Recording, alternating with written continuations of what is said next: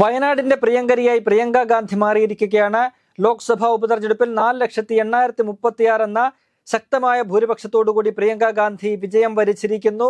മണ്ഡലത്തിലെ തന്നെ രണ്ടാമത്തെ ഉയർന്ന ഭൂരിപക്ഷമാണ് പ്രിയങ്ക ഗാന്ധി നേടിയിരിക്കുന്നത്. 2019 സഹോദരൻ രാഹുൽ ഗാന്ധി നേടിയ 4,31,000 ആണ് ഈ മണ്ഡലത്തിലെ ഏറ്റവും ഉയർന്ന ഭൂരിപക്ഷം. അതിനുശേഷം കഴിഞ്ഞ 7 മാസം മുൻപ് നടന്ന തെരഞ്ഞെടുപ്പിൽ 3,64,000 വോട്ടുകളുടെ ഭൂരിപക്ഷം രാഹുൽ ഗാന്ധിക്ക് വയനാട് മണ്ഡലം നൽകി.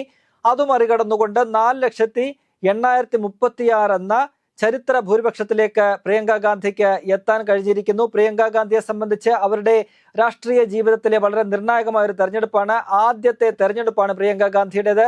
ആ തെരഞ്ഞെടുപ്പിൽ തന്നെ ഇത്തരത്തിലേതൊരു വലിയ വിജയം നേടാൻ കഴിഞ്ഞത് അവരുടെ തെരഞ്ഞെടുപ്പ് രാഷ്ട്രീയത്തിന് വലിയൊരു മുതൽക്കൂട്ടായിട്ട് മാറും. അവർക്ക് കൂടുതൽ ആത്മവിശ്വാസം നൽകുന്ന ഒരു വിജയമായിട്ട് ഇത് മാറുകയാണ്. വയനാട് ലോക്സഭാ മണ്ഡലത്തിന് കീഴിൽ 7 നിയമസഭാ മണ്ഡലങ്ങളാണുള്ളത്. അതിൽ 4 UDFന്റെ സിറ്റിംഗ് സീറ്റാണ്, 2 LDFനും 1 സ്വതന്ത്ര MLA PV അൻവറിന്റേതുമാണ്.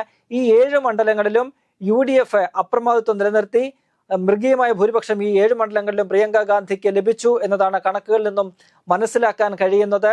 UDF അവകാശപ്പെട്ടതുപോലെ 5 ലക്ഷത്തിലേക്ക് ഭൂരിപക്ഷം കടന്നില്ല എന്നത് മാത്രമാണ് ഒരു നിരാശ സമ്മാനിക്കുന്നതെങ്കിൽ പോലും ചെയ്ത വോട്ടുകളുടെ ഒരു എണ്ണം നോക്കുമ്പോൾ ആ വോട്ടുകളെല്ലാം UDFന് അനുകൂലമായി പോൾ ചെയ്യപ്പെട്ടു.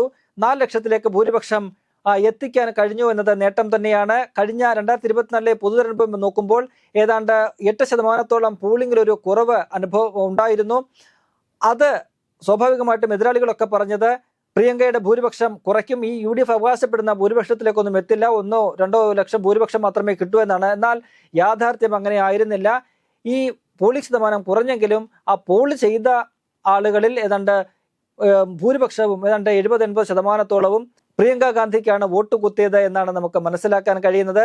LDFന്റെ CPIയുടെ സ്ഥാനാർത്ഥി സത്യൻ മുഖേരിക്ക് 2024 അവരുടെ ദേശീയ നേതാവ് ആനി രാജ നേടിയ വോട്ടുകളുടെ അടുത്തേക്ക് എത്താൻ കഴിഞ്ഞിട്ടില്ല. അതുപോലെ തന്നെയാണ് BJP സ്ഥാനാർത്ഥി നവ്യ ഹരിദാസിന് സംഭവിച്ചത്. K സുരേന്ദ്രൻ 2024 പൊതുതെരഞ്ഞെടുപ്പിൽ 1,41,000 വോട്ടുകൾ നേടിയിരുന്നു.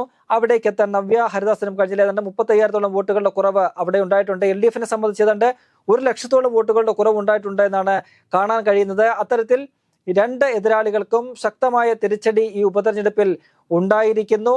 വോട്ട് ചെയ്തവരെല്ലാം തന്നെ പ്രിയങ്ക ഗാന്ധിക്ക് അനുകൂലമായിട്ട് വോട്ട് കുത്തി എന്നാണ് നമുക്ക് മനസ്സിലാക്കാൻ കഴിയുന്നത്. UDF തുടക്കം മുതൽ തന്നെ മികച്ച ഒരു ഭൂരിപക്ഷം അവകാശപ്പെട്ടിരുന്നു.